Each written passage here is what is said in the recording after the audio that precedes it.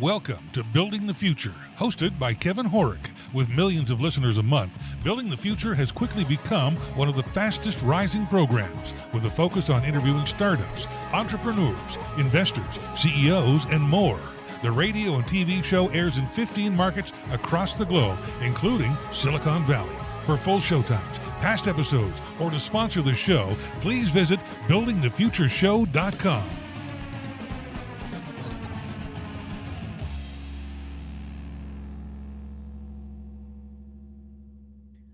Welcome back to the show. Today we have Don Foster. He's the Global VP of Productivity and Evangelism at Commvault.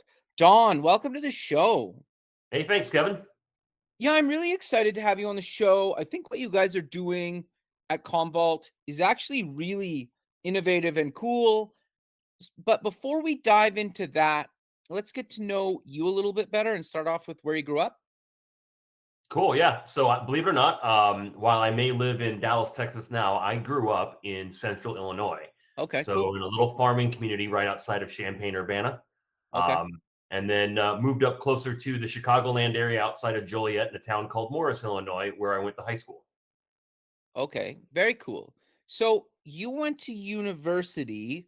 What did you take and why? And then let's get into MIT later on. Yeah, sure. So actually, that's a fun story by itself. I went to Northwestern University. Okay. You'll see, and if you look at my LinkedIn profile, you'll see I actually did not graduate.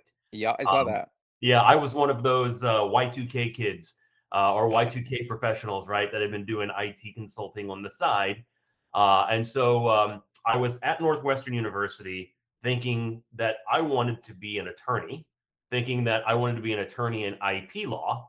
And so I was doing a dual major of computer engineering with an eye towards doing pre law and Okay. going on to law school.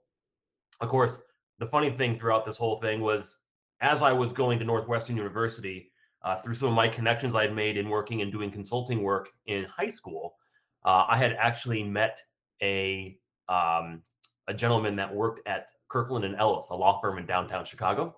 And so Okay. I was doing side work for them, help desk work, networking work, etc. And that's sort of what got me lured out of university and started working in the IT side for a global law firm.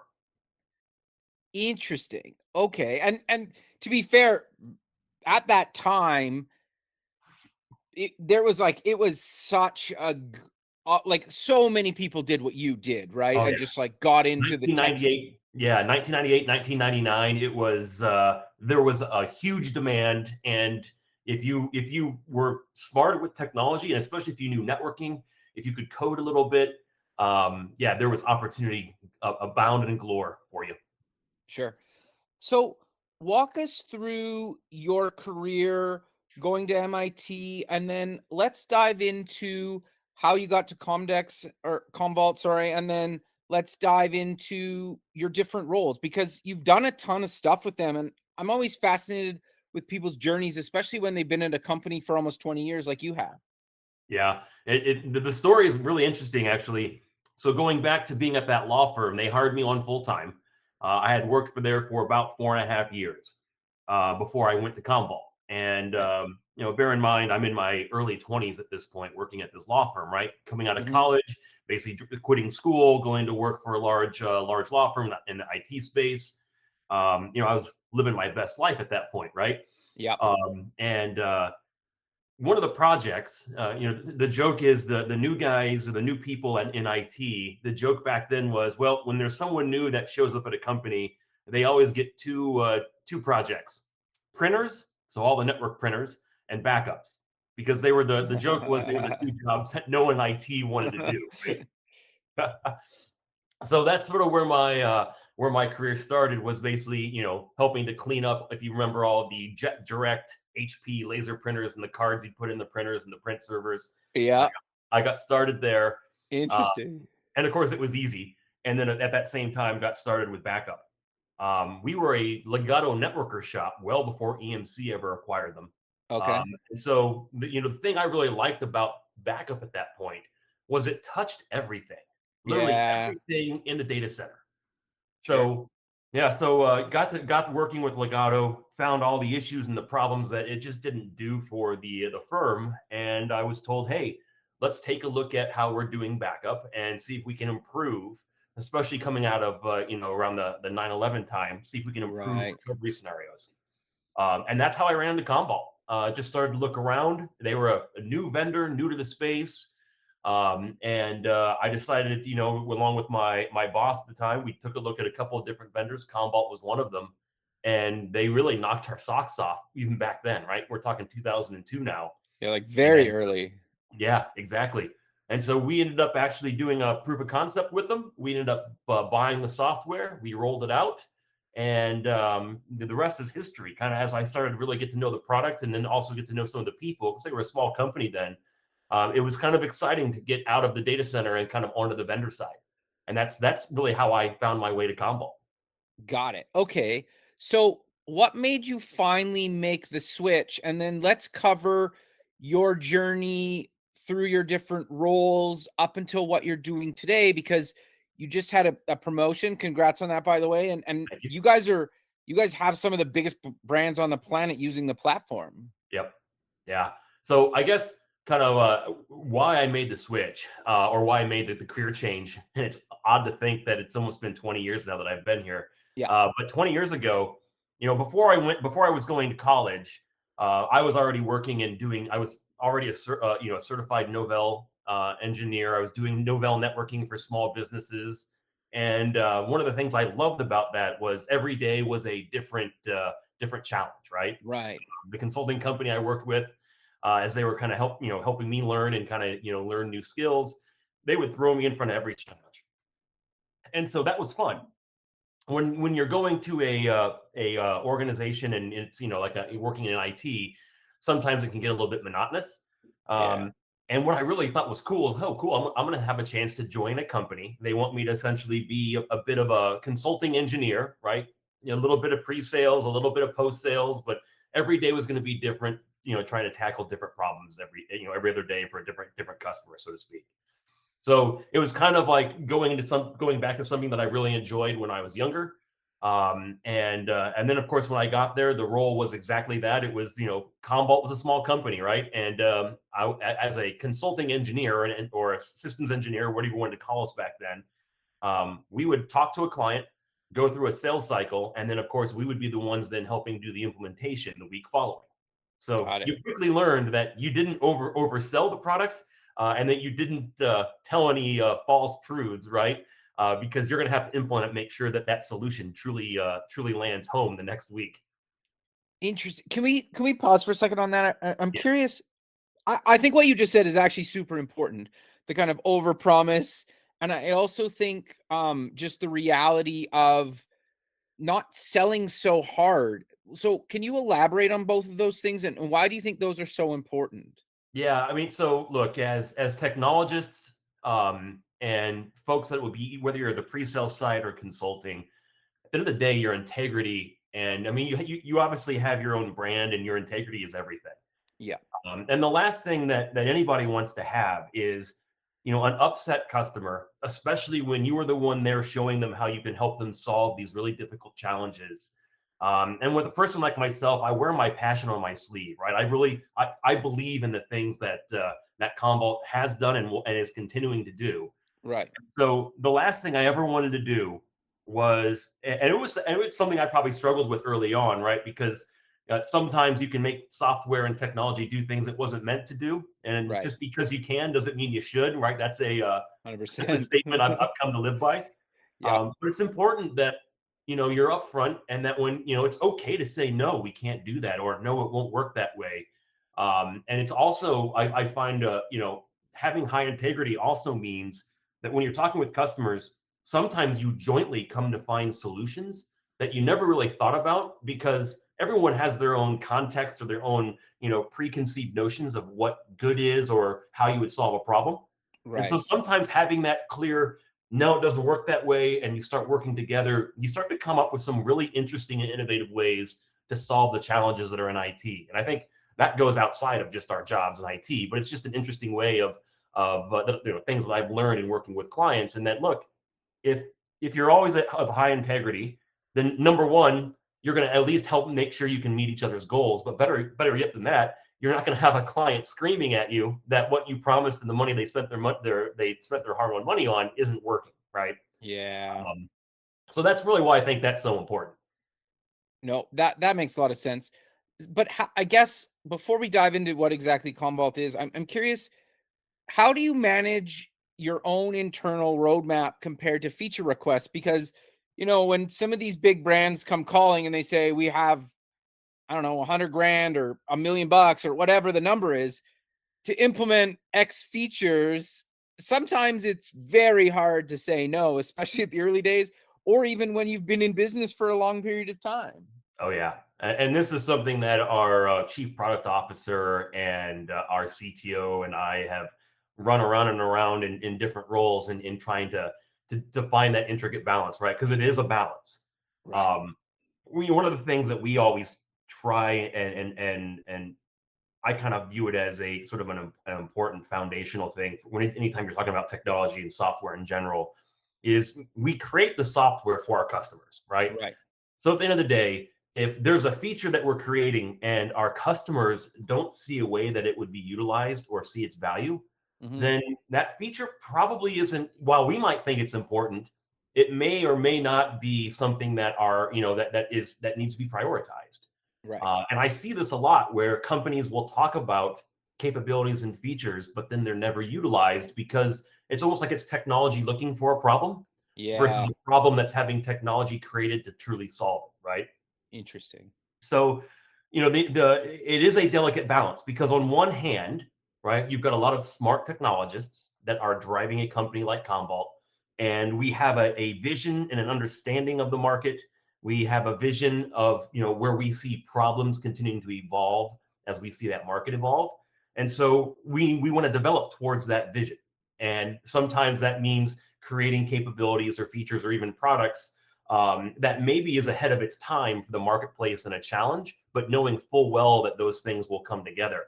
But one of the interesting things I like to highlight to customers about that Commvault has done in the past is we actually created some VM provisioning technology that would Okay. allow us to automatically create virtual machines as a part of our software. No, And of interesting. course, at the time, this is like 2012, everyone's like, why are you guys getting into VM provisioning? Like, it doesn't make sense. Like, there's all these other companies that do that. It doesn't make sense. Why are you doing this? Fast forward 5 years later, and now our ability to spin up and spin down compute workloads in the cloud and some of that provisioning technology is now, some of the most differentiated and cool stuff, right? Back in the day, for making it easy for customers to really kind of burst in the cloud, et cetera, for disaster recovery routines, et cetera. So it's interesting things like that where customers didn't ask for it, but it was part of a vision that we saw on how we Right. wanted to help drive a fully sort of autonomous and truly kind of orchestrated environment. But then also you need to talk with customers and understand, hey, they have a real need for how they might do X or Y, and if it's not too big of a call it too big of a rock to lift within the technology, the software that you have, then you build that in. And then the other thing is if you see a marketplace that's opening, and this is where some of the SaaS and Metallic, right, where there's a need, and maybe there is a chance to catch that wave, then maybe you go out and you completely build a new product line. And those are just some of the things that you always need to balance across the organization on customer asks, the vision and where you think the market's going, and then where you see that next wave coming. Because the last thing you want to be is disrupted by that wave. No, 100%. So I want to dive deeper into what is Commvault today, and how do your customers actually implement your technology? Sure. So Commvault today is essentially a data management platform. And what we mean by that is most folks know of us for backup, and it's one of the Okay. many services, data intelligent data services that we provide. But essentially, we're a data management platform that can deliver everything from enterprise backup and recovery, disaster recovery, and the orchestration that comes together within that, all the way to help customers better utilize the cloud, Okay. as well as providing secure, immutable environments and protecting against ransomware. And on top of that, we also provide some of the sort of archival and e-discovery and search capabilities across the platform as well. Okay. Um, so when we say it's a data management platform, It really does cover all the different things that you might think you need to do when it comes to maintaining and managing the data throughout its life cycle, and then also ensuring that it's available for the business to continue operating, right? Right. Okay. Well, and I think like obviously the problem that you guys are solving is only getting worse, Oh yeah. right? And I think well, we all read about companies getting hacked all the time, right? And so I think now is probably more challenging than ever because, and you can correct me if I'm wrong here, is you potentially need data protection and data security and compliance and governance and then kind of reporting around all that kind of at your physical offices or just office, and then obviously potentially at somebody's home, and then if they're working kind of remote from a coffee shop or wherever. Is that fair to say, or how do you guys see it like that? Yeah, I wouldn't say that you potentially, I say you do need. Okay, fair enough. Yeah, because and look, you just outlined the new data center, right? The data center is no longer four walls in a building or an office. Right, Data is being created everywhere. And as we're seeing the importance of that data that's being created, whether it's on an end user's laptop, all the way up to an executive's iPad, all the way to something that might be running in the cloud for a development team, it all has value back to the business. right, And every single one of those points where data is being created or accessing company information is also part of the surface area or the threat surface area for some form of attack, be it ransomware, be it a hacking attempt, be it good people making bad decisions and making mistakes. Those are all areas where something can happen. And a lot of folks have thought or previously have thought that, oh well, if I move things to the cloud automatically has the data protected, and that's also not the case, right? So as you say, data security, data protection, all these different controls and governance, et cetera, that you need to have that as an organization so that you can understand exactly, sort of what your potential risk would be if you get hit by some form of a ransomware attack. Obviously, there's a number of different legislative um, oh, what's the term I'm looking for? I just blanked on the oh, term. like Like govern GDPR. oh yeah, yeah, yeah, right, Yeah, the different sets of governance rules that you need to adhere to, and as businesses, you need to be able to report that back. But I guess the point here is that none of these things by themselves will solve or keep your organization safe. You need a great perimeter security plan. You yeah, also need an active security plan, but you also need a recovery plan. And in order for right, you to have a good recovery plan, you have to ensure that you're protecting all of your information all the way through, across the enterprise, from the edge to the cloud to the data center, wherever that data might live. And then the other key thing there too is, look, just because you have data protected, IT and business is still very complex. You right, have to know what it takes to actually recover it as well. 100%. Yeah, And so those are some of the key things that Commvault helps customers do. Is not only do we make sure the data is protected and then store it and make it efficient and help you manage it in the cloud or at the edge, et cetera, but then we also help make sure that you can recover it when that point in time happens, when you get hit by ransomware, when there might be a hacking attempt, or if something, hardware fails and you have to restore it to another location. right. Okay, so I this might be a really stupid question, but I think it needs covering in the sense that when I've talked to businesses that are looking at doing this, they're like, "Well, I'm already in the cloud. I'm using Google Drive or Dropbox or whatever." Right? There's a million of them. So maybe before we dive a little bit deeper into how we get people get set up with what you guys do, how are you guys different than those solutions? Because I know you are, but how do you explain that to kind of non-technical people? Because do you know what I'm getting at there? Yep. Yeah. So, I mean, look, if you're running in the cloud, Google Drive, OneDrive, all those sorts of things, and Yeah, yes, you can back up your data, to those locations or synchronize it. Really is really how it functions. right, And yes, I know it gives you versioning and a number of different capabilities there as well. Um, and that's kind of from an end user perspective, but this also expands the enterprise. What really makes what Commvault does different is not only can we protect those sources, so OneDrive, Google Drive, Gmail, obviously ah, Office 365, et cetera, give you the versioning, the ability to search, the ability to actually understand and see exactly what information you have. But then we also give you those immutable copies so that if something does happen, like a ransomware attack or a malware attack, and all that data gets encrypted, you can get yourself recovered back to before that happened, so that you're not sitting there with no information or forced to potentially pay a really expensive ransom with the hope that you might be able to get your data back, right? Right. So it's about not just doing that for the end user, but it's about making sure that the databases, the infrastructure as a service, whether that be a VMware or a Microsoft Hyper-V or some form of OpenStack configuration, or even if it's just cloud virtual machines, ensuring those too are protected. Because at the end of the day, the cloud is just a separate set of infrastructure and infrastructure services that we as customers can leverage. In fact, we leverage it in our SaaS offering called Metallic, right? We're using Microsoft Azure to help drive that solution for customers. Right. But it also needs to be protected because it can be corrupted. Granted, it can be, might be replicated to multiple locations. But when you realize that data corruption or having data be encrypted through a ransomware attack, or even some deletion things that can happen, that can still invalidate data and it can cause a business outage. And so that's why, enterprise backup and recovery is so important. And more important, and on top of that, oftentimes for cyber insurance or for any form of governance, you have to be able to prove that you're following and meeting the different guidelines, that either the insurance company or that the governing bodies require. And, Right. and that's also another key part about what we can give back to customers is the simplicity to report on how well they're performing against their goals.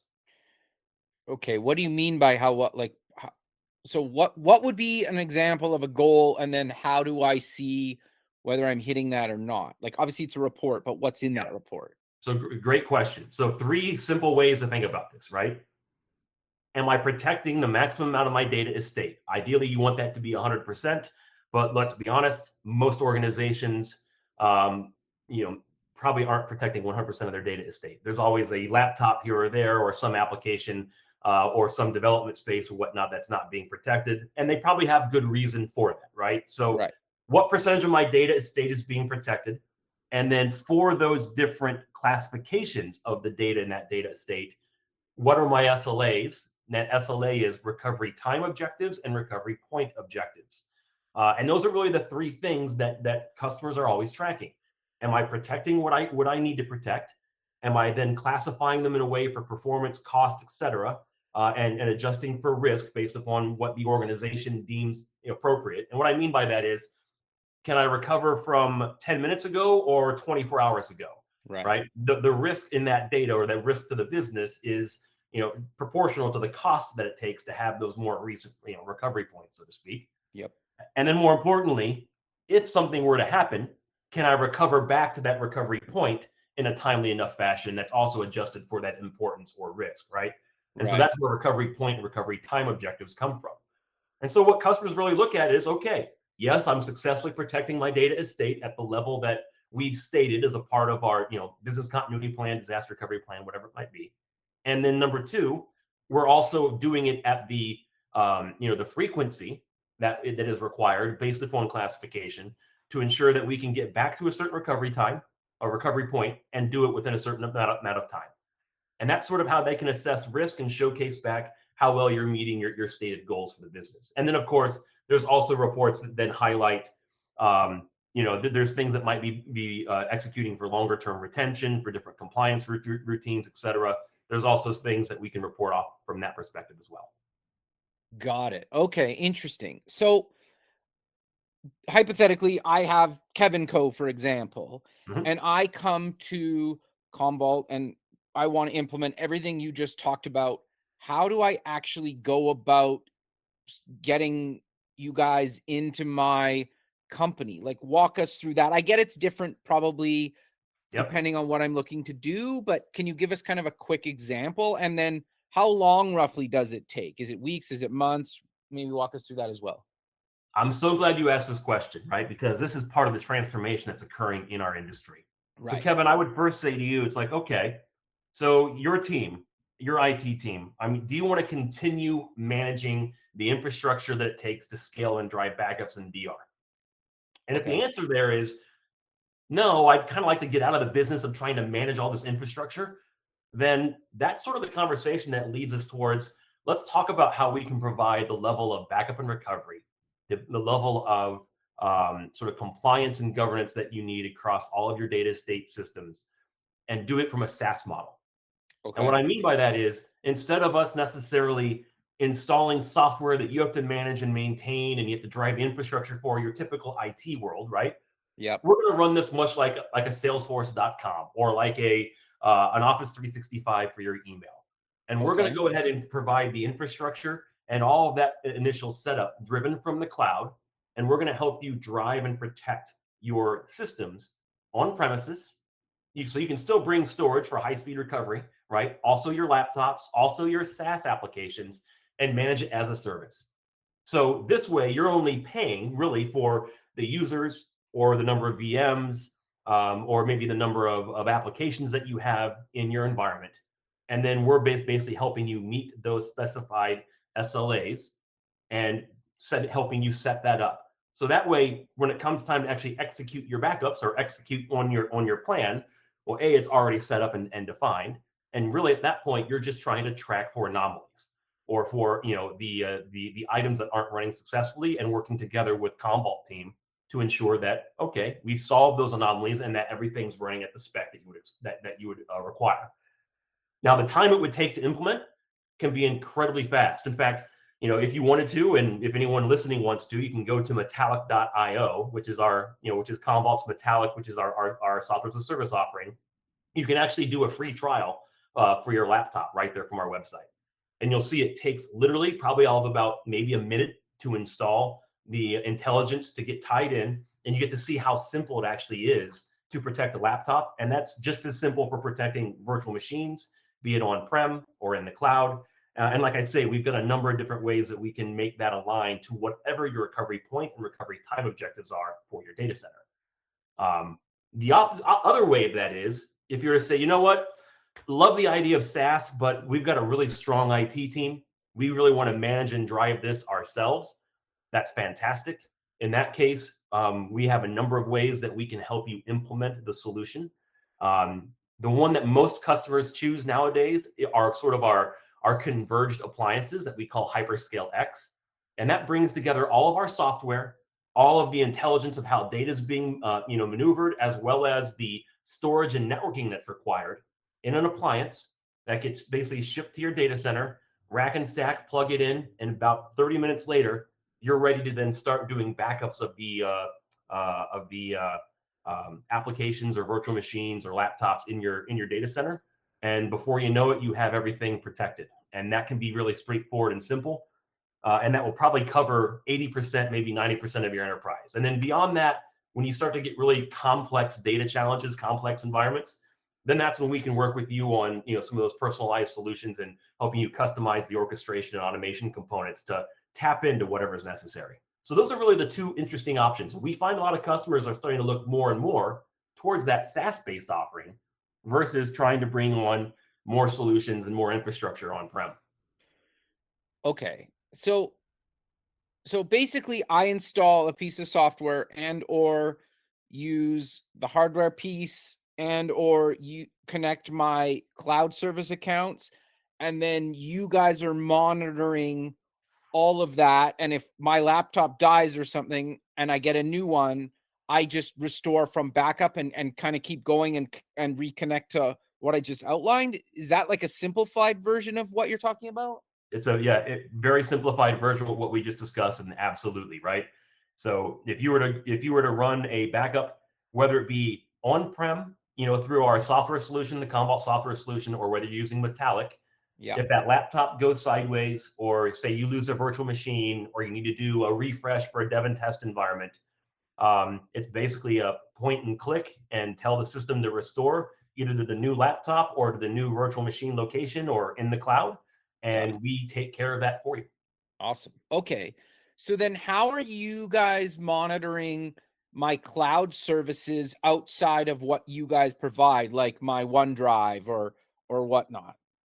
So from a OneDrive perspective, that's all about our Microsoft 365 support, right? Okay, So yeah.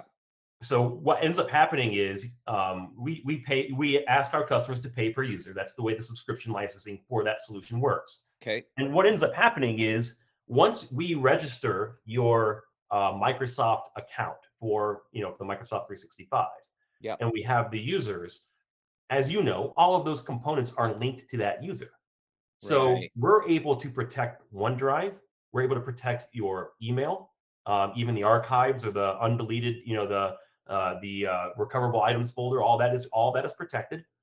We're also and this is really important in today's, sort of collaboration world of, SharePoint Online and Teams. I don't know if you use Teams Yeah. Yeah. from a I've used. Microsoft Yeah. perspective, Yeah. but it's like Slack. It's like a lot of a lot of the different Google, what was it, like Google Hangouts and some of the other Google tools. Yep. But what's important there is we can even protect the channels and the files inside of Teams and Okay. all the different conversations. Because it's amazing if one team gets deleted and Right. you lose those files, that can bring an entire department to a grinding halt, right? Um, Sure. so that's really how we help manage that. Is we use the internal intelligence that the solution already has, and then we have built in the way that we have the elegant tie-ins to these applications to ensure then that we're protecting your OneDrive, that we have your mail protected, and that just becomes a part of then the SLA of how you drive the data protection for that part of the environment.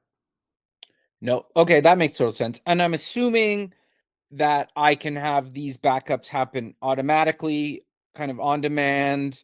Like how does that kind of work? Yeah, so the way that it works is when you define your recovery point objective, so how frequently you want to be able to roll back Yeah.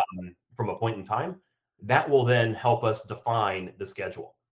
So we Okay. use a lot of machine learning and artificial intelligence algorithms in the background in analyzing the environment. So after we've been implemented, we'll run some schedules and get some things kicking off and running. After about 10 to 14 days of continual, execution of those backup jobs, Yeah.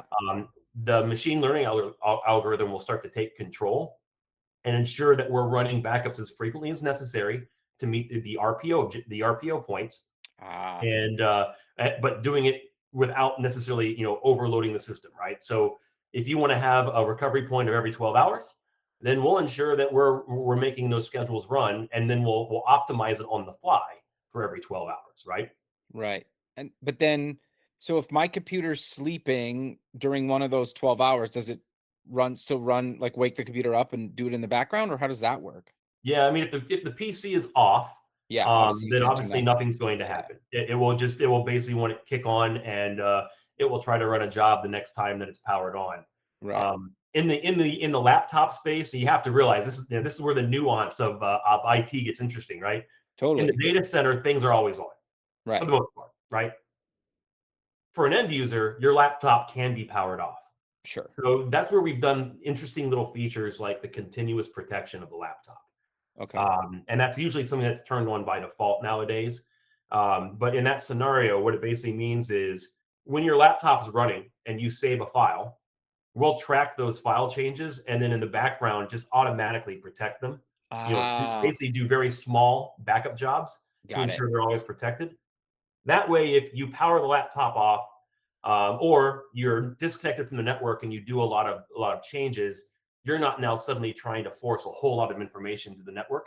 And we Right. also meter it in a way where it's kind of like background service, just doing it up like a Windows update in the background, doing that over time. Got you.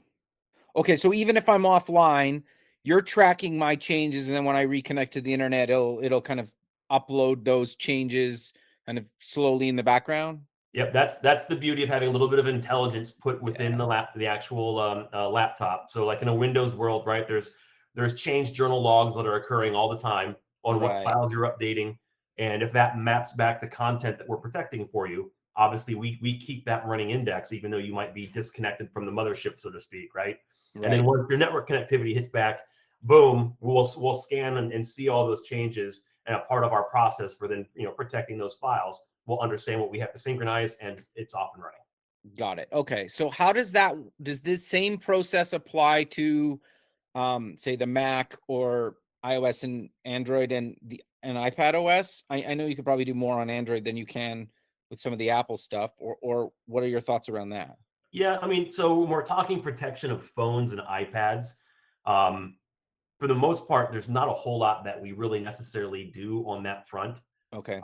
Primarily because the data that's getting created there, and this is different in some scenarios, but most of that data, if it's especially from an enterprise perspective, that's being written or managed or maintained through some of the device management solutions that will then Right. store that data to have it synchronized from a security aspect, right? Yeah. So it's just not, you're not syncing my iPad to the cloud.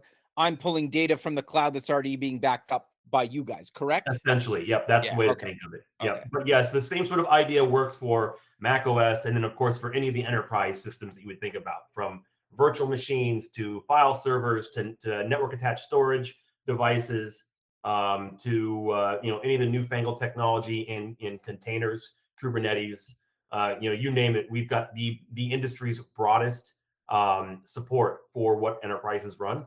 It's one of the key differentiators that we offer to customers, not only in providing a simple solution, but also giving the broadest level of support. Because we still have customers that run old versions of Windows, AIX, even some Sun Solaris out there, Wow. and they still need that data protected because they can't turn that solution off just yet. No, that makes sense. So you just moved into a new role. Let's talk about that. What is your new role? Because I'm actually really fascinated by it. Yeah, so I guess I don't think we ever went through my. Not that we want to spend the entire time talking about what the sort of the career path at Commvault has been, but it's one Sure. of the great things of working here, in that I've had a chance to reinvent myself as the company's grown as well. That's awesome. Yeah, so it's almost like I've been at a company for almost 20 years, but in reality, it's not like I've been stale in those 20 years. You look across my career, and there's been a lot of cool changes that have happened, right? So So maybe give us some highlights along the way then, and then we'll dive yeah, into your new role. so when I started at Commvault, I was essentially a pre-sales and consulting engineer. So that, as I said before, that's I would sell to a customer one week and then implement it at that same customer the next, right? It Sure. was Yep. fun. And then Yep. as the company grew, obviously we brought on more people. I went into a district manager role for SEs, for sales engineers. So still a sales engineer or systems engineer is essentially the technical seller, right? The person that can help you build the solutions and solve your problems with our technology and explain how it's going to work, and what the outcomes will look like.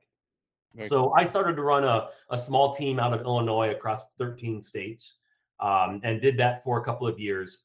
And then in basically mid 2008, our CTO, who was basically creating a new product management team, had gave me a quick call and asked me to help him create this product management team. So that Okay. was cool, right? That was fun. Sure. Ended up doing product management, in which we created a number of really cool and differentiated things in the product today. One of them being IntelliSnap, which is just the way that we integrate with snapshot engines and storage arrays. That's probably a whole nother conversation for another time. But ended up running product management for basically the largest part of our product for backup and recovery, for a good four, actually, let's see, it's about 6 years. Okay. Um, and then my that same CTO or VP of products at that point asked me to help kickstart our technical alliances, because we'd never really built a technical alliance team. Okay. So we got that put in place. Then I made the interesting left turn and joined our CMO, who was at the time was Chris Powell. He was looking for someone to help kick off and kind of build a solutions and product marketing team. Um, Okay. so I knew the product. I could write fairly well. I enjoyed doing presentations. I enjoyed, creating content. So I basically took on that role. Did that for a number of years. I think almost 5 years, and then have been kind of working in. Did some mergers and acquisitions work with the Hedvig solution we acquired, and then I've been working with our field SEs, and now, of course, the head of our productivity and evangelism team. So that last role, which is the most recent one, is essentially because of my history and sort of the way that I guess I've built my career. Um, our CRO, our Chief Revenue Officer, had said, "Look, we'd really like you to take over the enablement team and turn it into the next generation of productivity and evangelism that this company needs to grow as we continue to transform it to SaaS, et cetera." And so the challenge sounded very interesting because it's all about ensuring that our sales engineers, our account executives, our partners, our partner account executives, their sales engineers, our professional services folks, and even our customers, that they're all getting the level of understanding and awareness of what our product does, but then that we're also then making sure that our new sales reps, new SEs understand how the product works and also have the skills and tools to not only improve their career but be super successful here with Commvault. Same thing from a customer perspective, that when they buy a solution, that they have the right online training, they have the right documentation, they have the right resources and community aspects to ensure that they're successful from day one after they make that purchase. So it's a super exciting role. It's definitely challenging. Lots of things to definitely do still to get us to that point where best in class in this new transformative sort of area of company productivity. But I think I'm up to the challenge. It's going to be fun. Oh, that's really great, man. Congrats on that.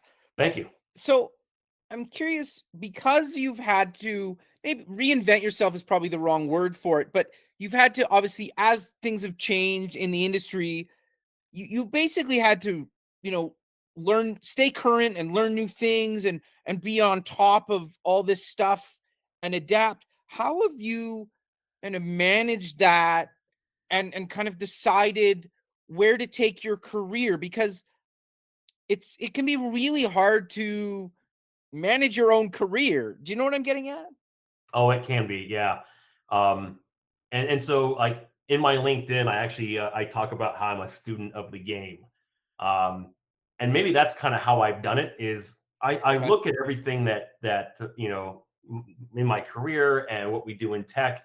It's kind of a game at the end of the day, right? There's Yep. rules, there's boundaries, there's ways you can hack the game, so to speak, in your favor, and so I guess as I've grown, I've first off, I've always had some form of a mentor.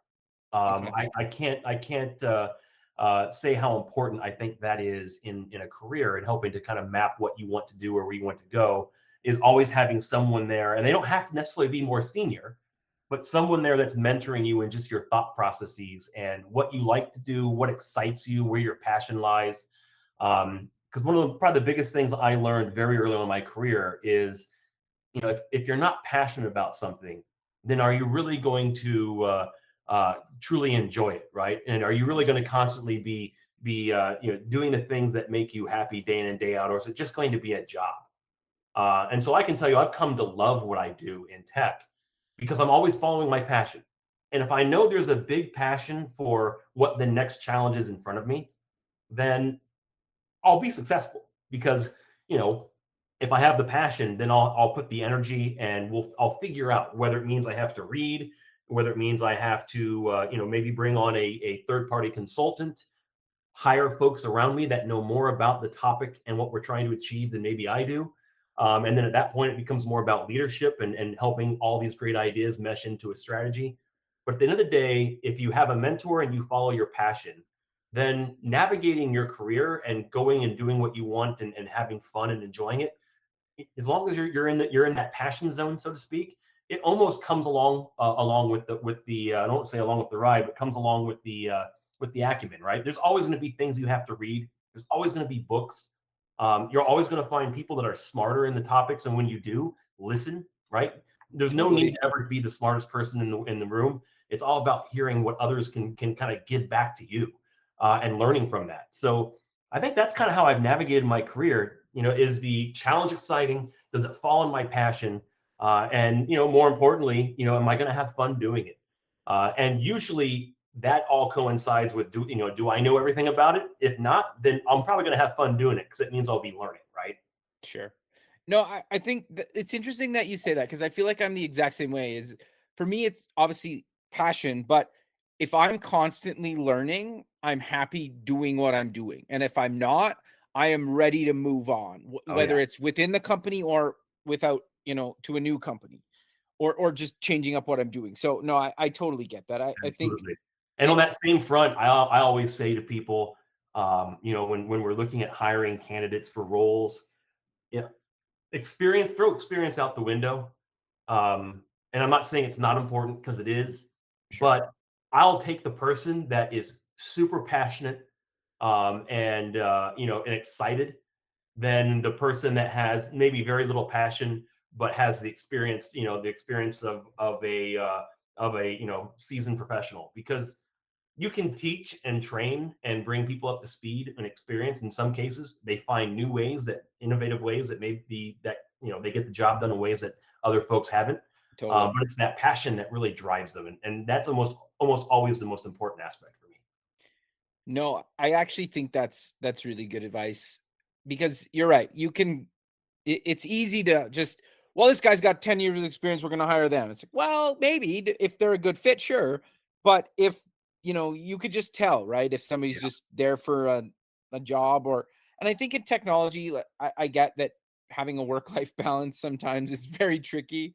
And sometimes I think we're good at it. And other days I think I'm terrible at it. So, If you figured that one out, let me know. I want to listen to your self-help book. well, yeah, exactly. I think if anybody figures that out, but I'm curious on almost on that point though, like how do you kind of stay on top of things, um, try to have some sort of work-life balance, and also still be passionate and still kind of, move up the ladder in your career, because all those things are very challenging.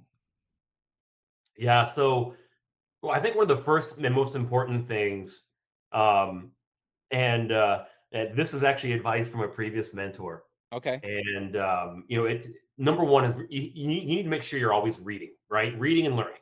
Right. Um, it's amazing how just by reading certain maybe analyst articles, or Harvard Business Review every now and then, going through different even different tech manuals every now and then, right, in technology. It's amazing the stats and the perspective it gives. Sure. And oftentimes that those stats and perspective, if you can have some of those things stored away, like we've all been sitting in a meeting and people are asking for different opinions, and you hear the I thinks and I believe and I feel, but then when you can hit someone with data, Yeah. then suddenly the whole thing changes. So Yeah. being data driven definitely helps, and using that almost as a core fundamental as to how you kind of shape decisions and shape ideas. I mean, your gut is important, your feelings, emotions, what you think is important, but data is sort of that. And I know it's probably cliche at this point, but it really does help to kind of drive and help you kind of move upward from a career perspective if you're always data driven. Because people are always asking, how are you going to metric that? How are you going to prove success? That's all data. So reading, having some of that information to form your opinions, shape your opinions, and I think also not being steadfast in your opinions. I've had many people change my mind Right. and change it for the better, because ultimately I'm not the smartest person, and there's always people that know more about things than I do. So that's always been a big thing to me, is sitting back and listening and making sure I hear multiple perspectives. So that's part of what I think I've done to really help drive my career. The other thing is again is there's a level of tenacity, and maybe that has a bit of a weird maybe side meaning when you say tenacious or tenacity. It might have a bit of an aggressive tone to it, but really maybe this is a better way to put it is professionally persistent, right? Sure. Um, Being professionally persistent, or just being persistent to ensure that you see things through, kind of goes back to the integrity piece. If you say that your software or technology can do something, then make sure it does it. If you Yeah. tell somebody that you're going to do something, then make sure you do it. And there's a number of times over my career where I can remember you're always in those, you've got those hairy situations cropping up where it's a deadline, or maybe it's an event coming up, and the leader is not quite sure if it's going to get done. Yeah. And the ability to turn to them and say, hey, we've got this as a team, right? And then go and then doing the sort of the breakdown, like realize, okay, I told the leader we've got this. I know right now we don't have this. Let's figure out how we're gonna get this done. It's sort of those scenarios that really help you start to handle stress, also organize your thoughts and make sure that you're keeping the most important aspects in line.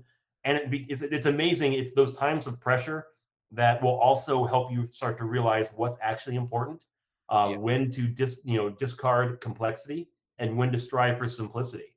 And those are just some of the things that I've seen in my execution. One tip I'll give everyone, this is another mentor that told me this, said, look, you probably get about 2,000 emails a day, right? Sure. I'm sure we're all nodding our heads. Yeah. Okay. You don't have to answer or look at all 2,000. In fact, the ones that are important, you're going to see again. So don't feel bad if you miss an email or you miss a string or you forgot something, because if you forgot it, chances are you'll have a phone call, or you'll have an IM, or you'll have another email asking and reminding you about that same thing, because the important topics somehow will always find a way to bubble themselves to the top. The challenge, of course, will be managing your time and that sort of personal, how do I keep my own head straight versus all of the asks from the business. That's the challenging aspect. That's the work-life balance, the personal work balance of doing the things that are important to you as well as doing the things that are important to the company. That can be the challenge. No, I actually think that's really good advice, but sadly, we're coming to the end of the show. So how about we close with mentioning where people can get more information about yourself, Commvault, and any other links you want to mention? Yeah, for sure. So you can absolutely check me out on LinkedIn, Donald Foster or Don Foster with Commvault. By all means, follow me there. I do some postings and whatnot there every once in a while. Commvault.com. I do blog on Commvault.com fairly frequently.